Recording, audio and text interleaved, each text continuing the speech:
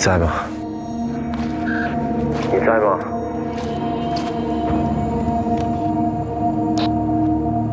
我说过，你会找我的。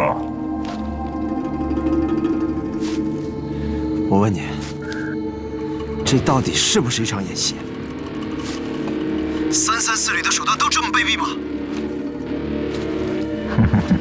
超级大脑，果然名不虚传啊！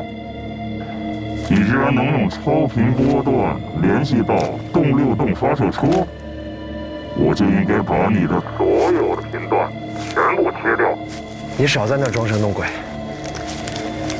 我现在给你2个选择：一，你自己出来；二，你等着我把你给抓出来。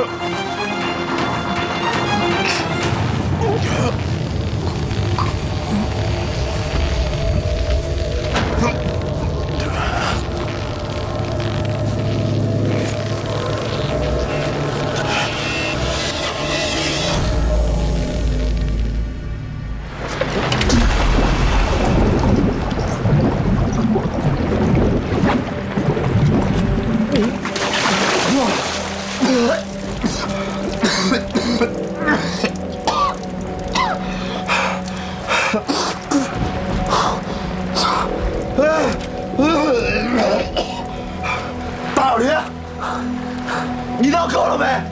啊，不就是一场演习吗？你至于这样吗？你差点呛死我，你知道吗？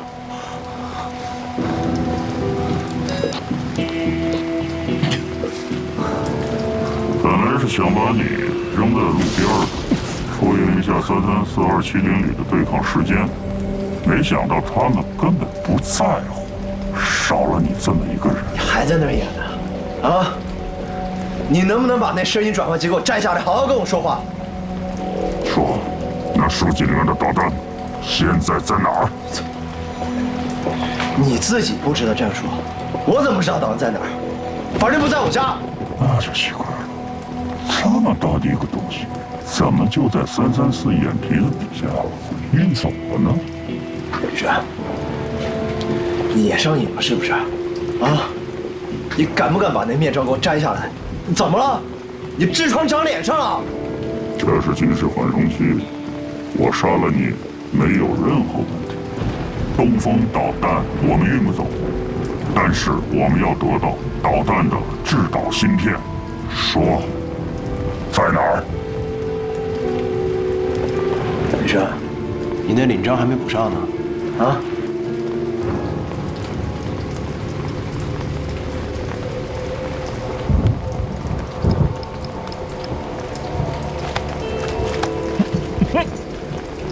这是你们旅指的通讯波段吧？我可以打乱你们所有的演习部署。吕科长，我是动六洞发射车车长欧阳俊，车辆行进一切正常，车辆行进一切正常。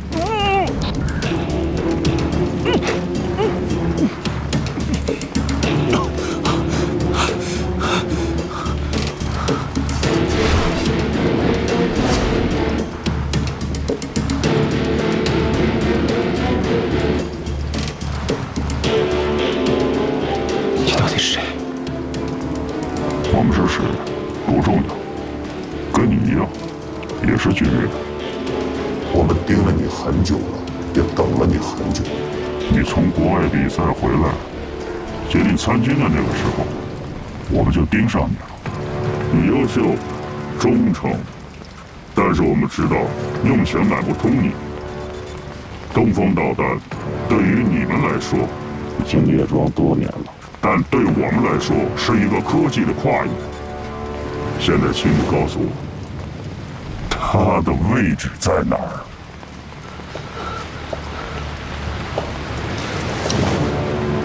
这什么地方？这不是境内？不可能！不可能！我们驻地根本就不在边境，这什么地方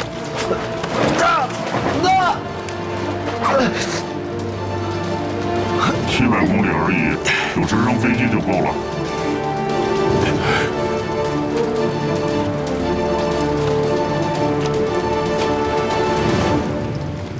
你的时间有限，指出来。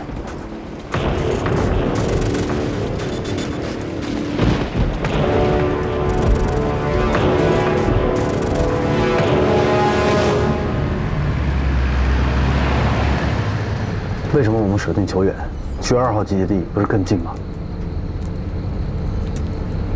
？2号黑障区，3号通禁区。王宝，你再快点，我就能探上点信号了。时速多少？60迈。宝马，你之前开过这车吗？开过啊。那我怎么感觉这……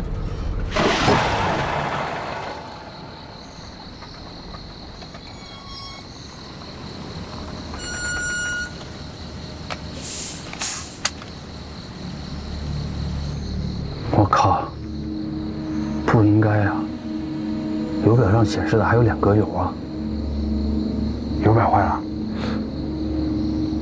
不对啊，就算油表坏了，速度是恒定的，续航里程还没有到达。那速度表也坏了？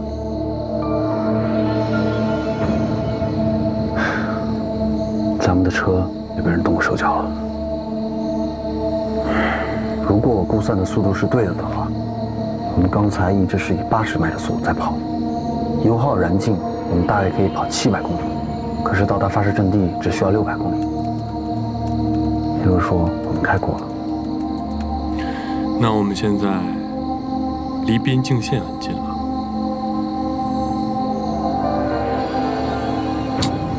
怎么会呢？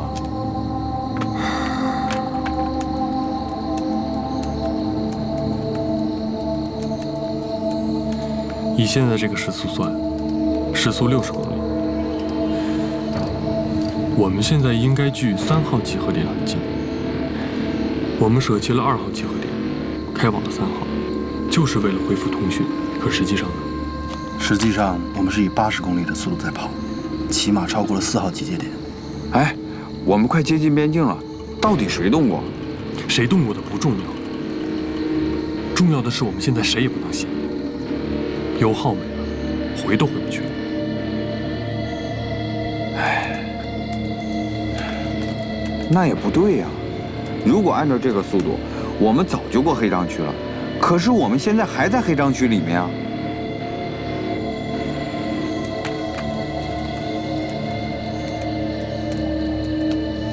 糟了，这地图被替换了。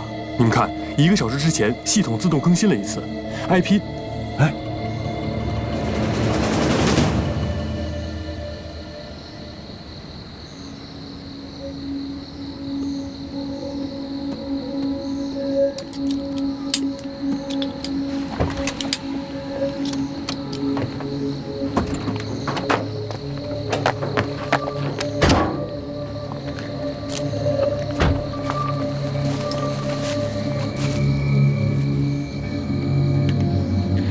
咱们被黑客攻击了，所有的车载系统都已经被黑客入侵了。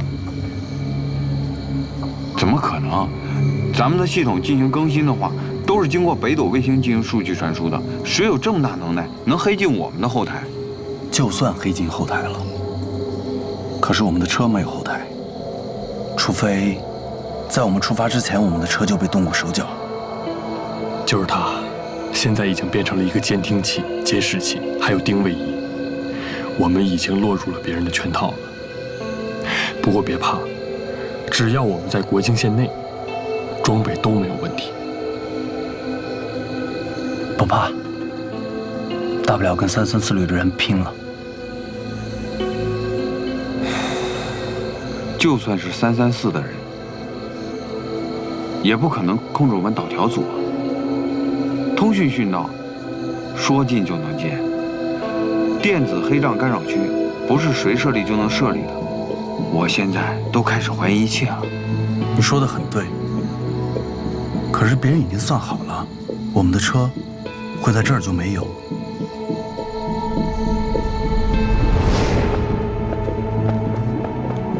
同志们，我是东流东发射任务的指挥员欧阳俊。我接到的命令是躲避334旅的袭扰，提前撤出待机库，在35地点与夏卓同志会合。但是夏卓同志因为不明原因失联，所以暂时由我全权负责这次任务。这次任务我们设置了4个紧急集合点，咱们车走得散，所以在进入黑障区之前，我们务必保持高度联系。一旦进入黑障区，大家就只能孤军奋战了。所以我接下来说的至关重要。如果大家未按约定时间内恢复彼此的通信，那么以早6点和晚6点为界，白天在1号集合点集合，晚上在2号集合点集合。进入黑障区发生任何危险，请立即前往3号集合点。出了黑障区，在进入发射阵地之前，我们在 A 点集合。期间如果发生任何的意外，请立即前往4号集合点。还有，最重要的一点，所有车辆关闭大灯，进入微光行驶。都听明白了吗？明白。动车。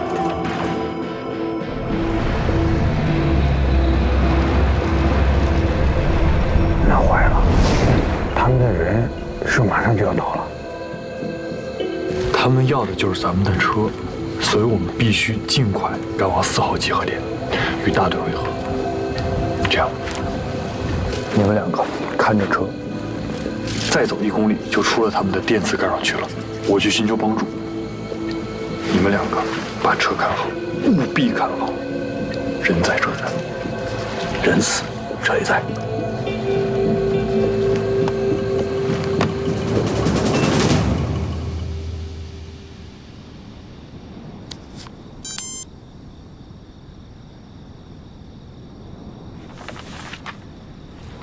我再提醒你一遍，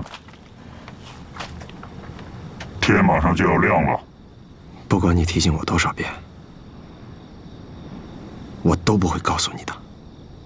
你信不信我把你弄死在这儿，没有人知道。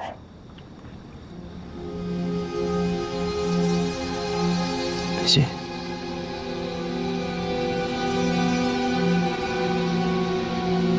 我知道我今天会死。你肯不肯摘下你的面具，让我死也死个明白？要死，还弄个明白做什么？放心吧，我不会让你那么快死的。你是我找到东风芯片的唯一途径。也许你说点什么，让你的头头听到，他们会拿芯片来救你。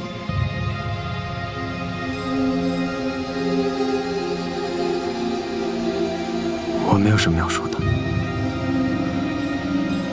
我也不需要他们来救我。那我就一枪打死你！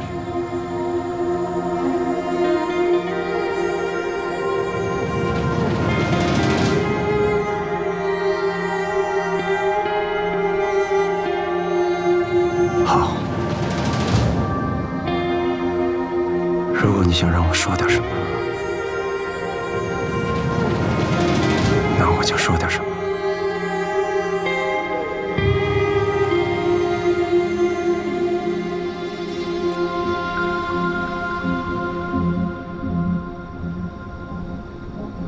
我是中国人民解放军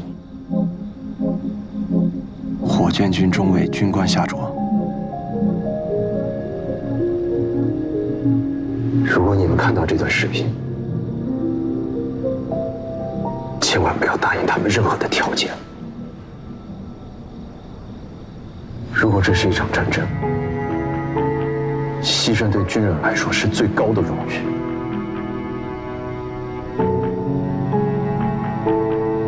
作为一名军人，我们要做的就是保卫家园，保卫祖国，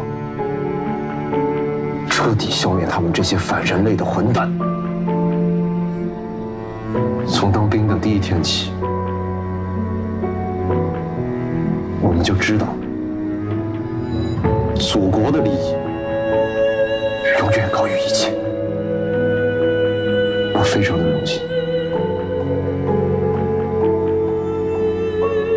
从一名大学生成为一名火箭兵。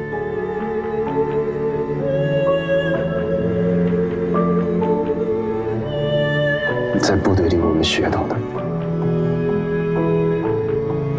只有一句话：首战有我，有我必胜。首战有我，有我必胜。首战有我，有我必胜。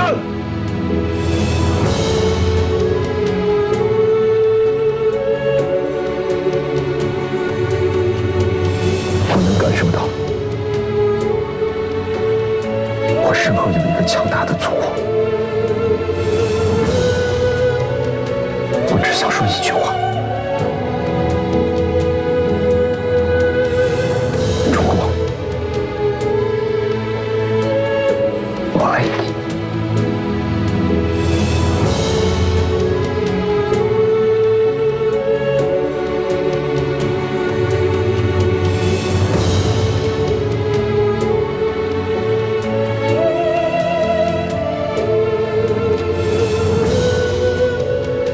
我想听的不是这些。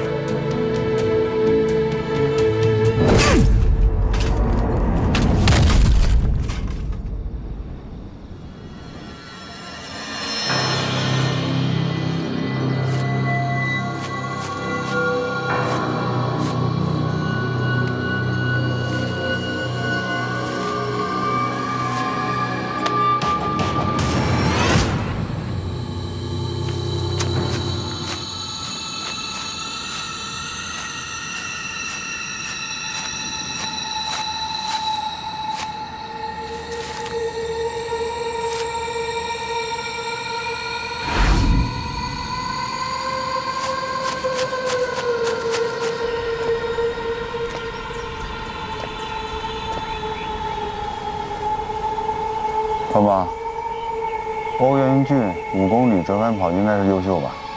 不要快，按说他保持1公里，就算是往返，再加上打电话，现在应该回来了。你说的是理想情况下。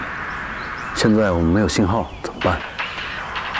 行吧，再等等。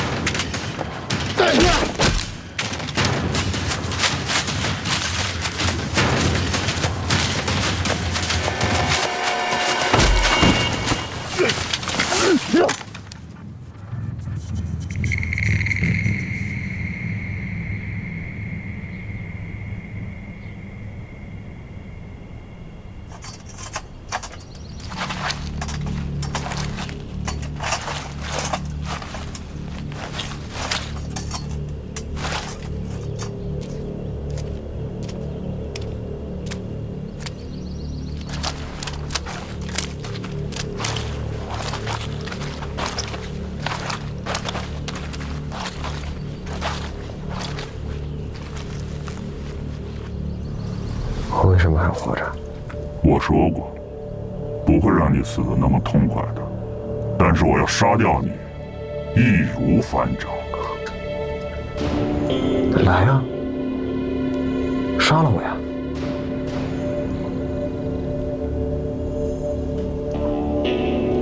你不是不敢杀我，你是害怕我身后的这个国家。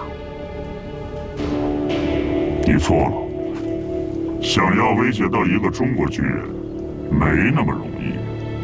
那就放了我，这样以后还能让你死得痛快。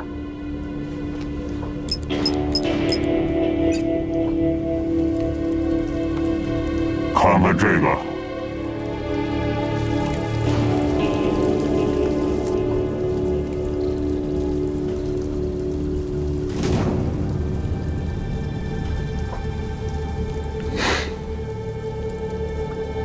你抓了他们也没有用。我相信我们每一个中国军人面对这样的事情都只有一个态度。你以为我们每天喊的一不怕苦二不怕死都只是口号而已？啊！我告诉你，这是我们每一个中国军人的基本素质。好，我倒想看看中国军人看见自己战友死在自己面前的时候是什么样子。把人带进来。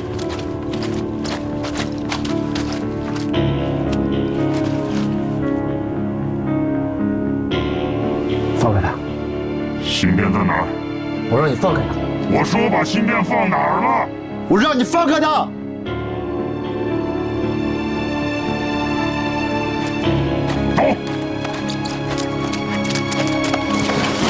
走！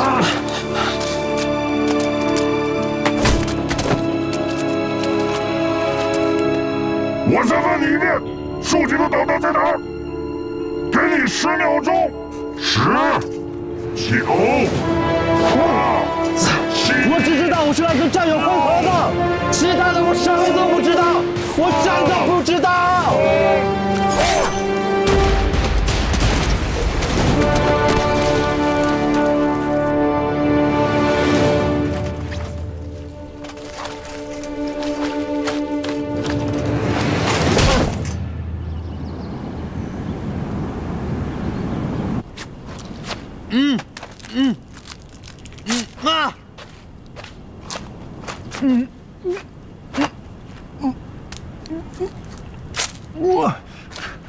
爸妈，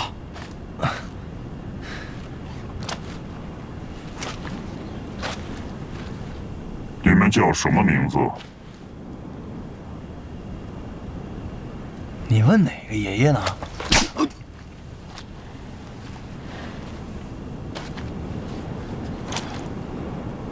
爸妈，好汉不吃眼前亏。说，你们叫什么名字？我叫易子梦，他叫林彦邦，你叫什么名字？为了节省时间，我就不用介绍了。给你们看一段视频。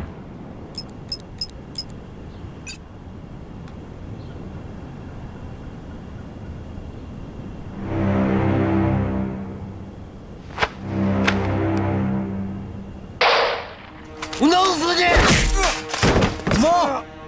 妈！还是你冷静。这个人是不是你的朋友？这是假的。知道他为什么要处以极刑吗？那好，我再给你看一个东西。再问你一遍，竖起的导弹在哪儿？我只知道我是来跟战友会合的，我真的不知道。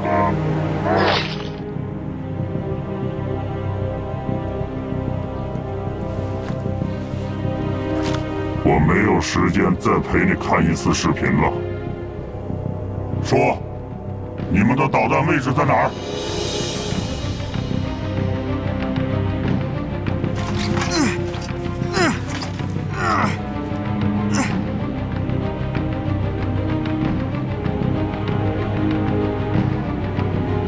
去你妈我说一遍。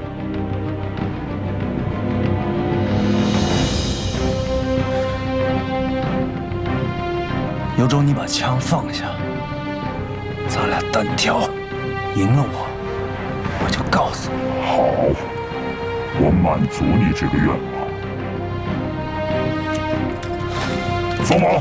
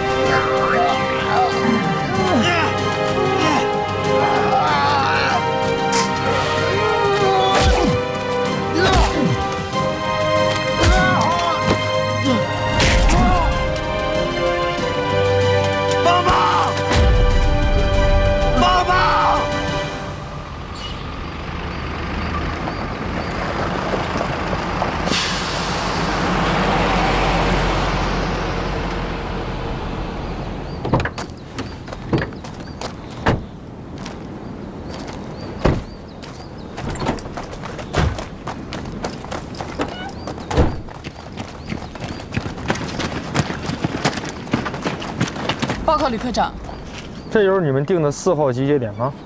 是。首长呢？哦，没什么，就是看您没带领章。演习期间，中校以上都不带领章，怕人家擒贼先擒王，于情孤众了。谁指定的这个地点？欧阳俊。想一想也是他。那不对呀，怎么就你们1辆车呀？其他车呢？我们车队一共5辆车，大家联系不上，我们就提早约好地点，先来这儿了。联系不上？怎么回事啊？报告吕科长。您不应该出现在这儿。哎呀，我为什么不应该出现在这儿啊？本来的嘛，这演习期间，通讯车出发的时候，您也不在那儿。您现在出现在这儿，谁知道您是不是？是啥呀？报告吕科长，王田他的意思是，怕您。怕我啥？行了，我知道了，怕我背叛270旅，反水到334了，是吧？我出现在这儿是导调组让我来的，我要把你们3个全拿下，是吧？不是，我们主要是怕您批评我们。批评你们什么呀？我们没有按照您的指挥，没有去西侧的备用发射场待命，而是来这儿了。主要是我们联系不上大家了，我们怕有什么问题。毕竟我们负责医疗，所以我们就赶紧过来这儿待命了。我的指挥，西面备用发射阵地。我什么时候下的这个指令？我都不知道怎么回事啊！我是在发射阵地等着你们，没有1辆车来，我没办法了，我就看见咱们这通讯车像个没头苍蝇似的在乱转，我找到他，他把我拉到这儿了呀。那车上的人呢？人都不在那坐着吗？驾驶员吗？可是我们看见好几个人呀，好像有6个吧？对，反正通讯班都在啊。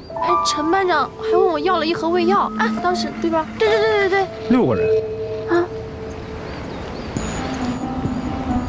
驾驶，到，你动下来。是。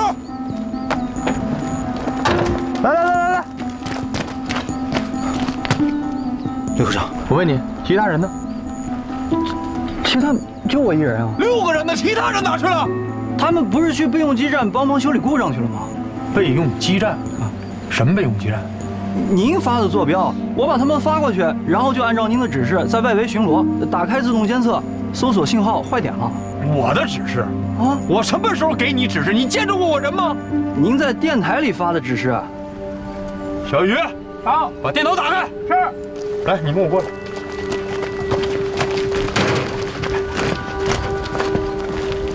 来，你给我指一下，来，备用鸡蛋在哪呢？在这儿。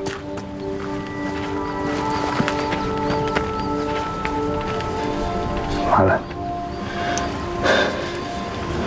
我什么时候给你们下达的这个指令？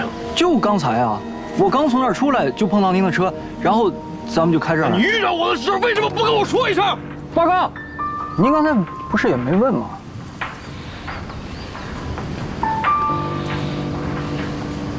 哪边？到。你们3个再确定一下，我在加密电台里面跟你们下达过命令吗？别这么瞅我傻吗？啊！每天天天骂你们，我什么声音你们听不出来吗？不是，那个声音一模一样。一模一样。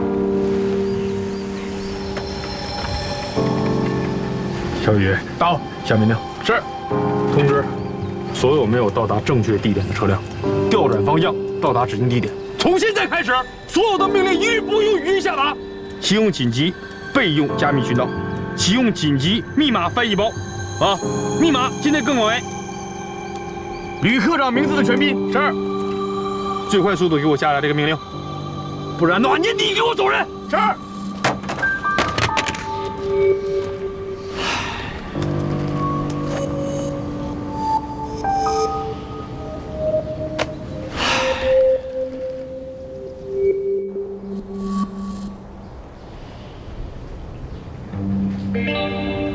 爸妈，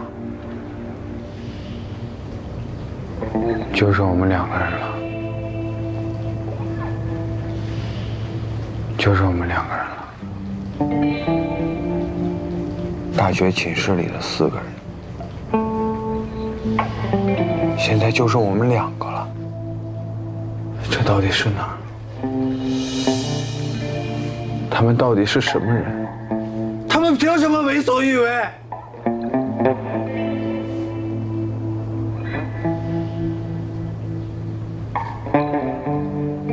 这不是真的。这不是真的是什么？是演习？说杀人就杀人，下桌欧阳靖都没了。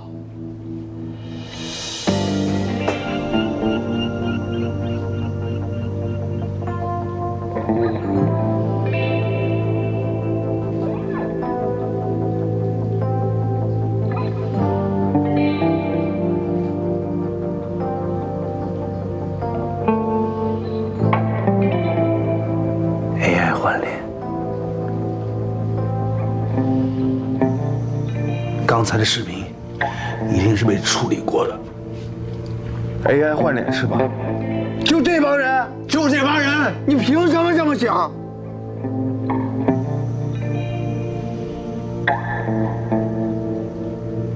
就凭他叫夏茹啊。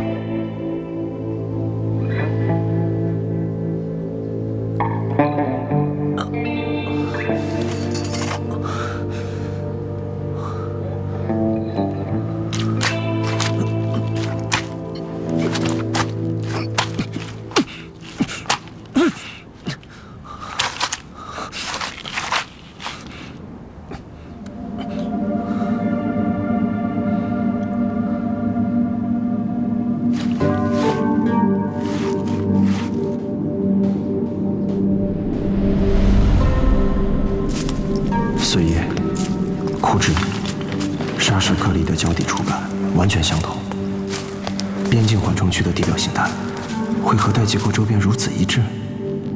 这可是700公里的距离。帐篷外和带结构方圆的植被群落很相似，覆盖密度也几乎一样，气候、地形、土壤构造无差别，这更难合理解释。另安邦和伊子蒙的视频里也有细微的雨声，都在下雨。难道我们的位置重叠、临近，还是巧合？下属，下属，下属，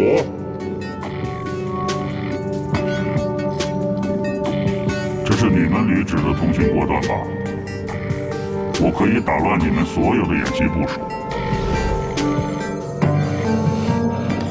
旅指波段是动拐洞洞幺，只有使用70到85赫兹的11.11到7.50毫米区间的超频波段，才可以发送音频代码。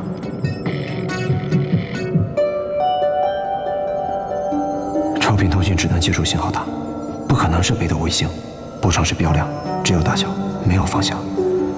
参考雨衰、植被、地球曲率的影响，还有2次通话的时长和噪波频率，我们都在使用，也只能使用6TL3信号塔发射超频波段。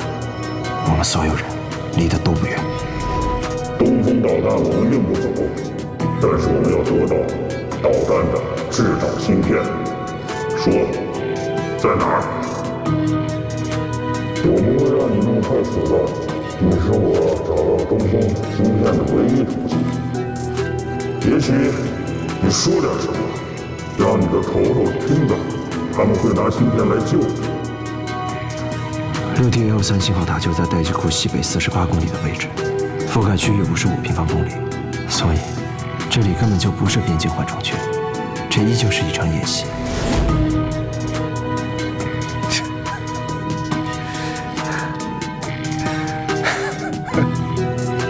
这里就是270的493高地，我们的对手还是友军334旅，哪里有什么窃取制导芯片？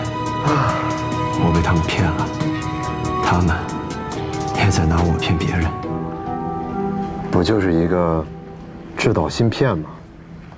要拿到制导芯片的办法有很多种，为什么一定要从导弹上拆下来呢？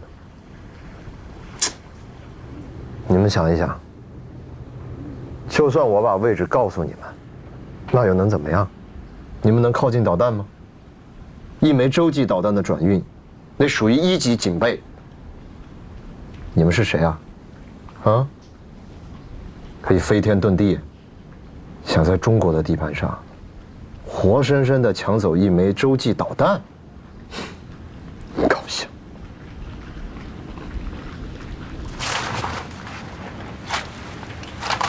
这个用不着你管，我只想知道他在哪儿。要不这样吧，你给我一台电脑，我把芯片的电路图全部给你们画出来，这样你们拿着这张电路图，想生产多少芯片就能生产多少芯片。如果你们要是赶时间，可以让欧阳军跟我一块儿。够了，我可没那么多耐性。我也没有这么多耐心。我给你3个选项：1，把吕征叫进来；2，把欧阳俊叫进来；3，把林安邦和易子梦叫进来。我看你是疯了。我没有疯，我比任何时候都要清醒。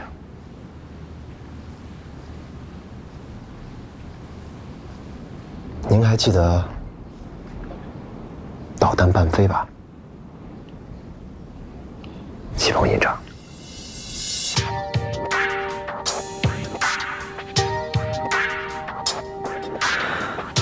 ？12小时前，受地震影响，发射收紧的导弹产生位移，启鹏营长带人紧急加固，修正导弹位置。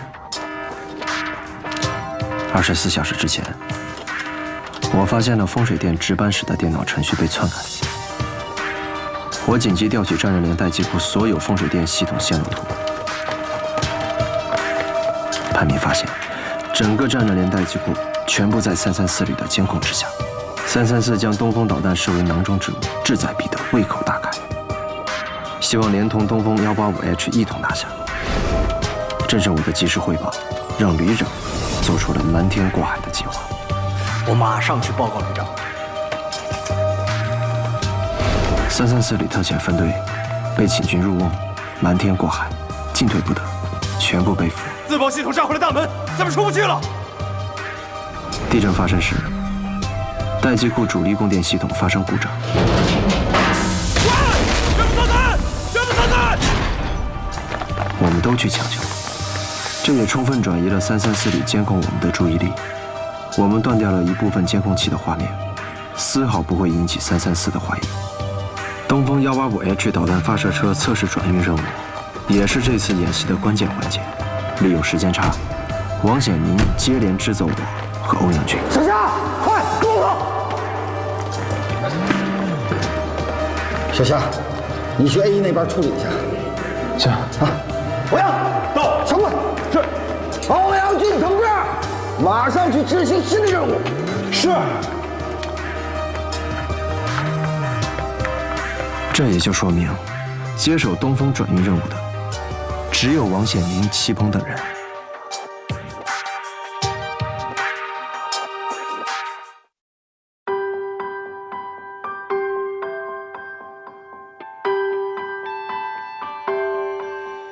一提到未来啊，我想过无数可能，会跨山也追风，冲撞一段段旅程。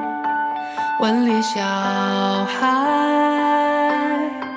长成可靠的大人，我没想过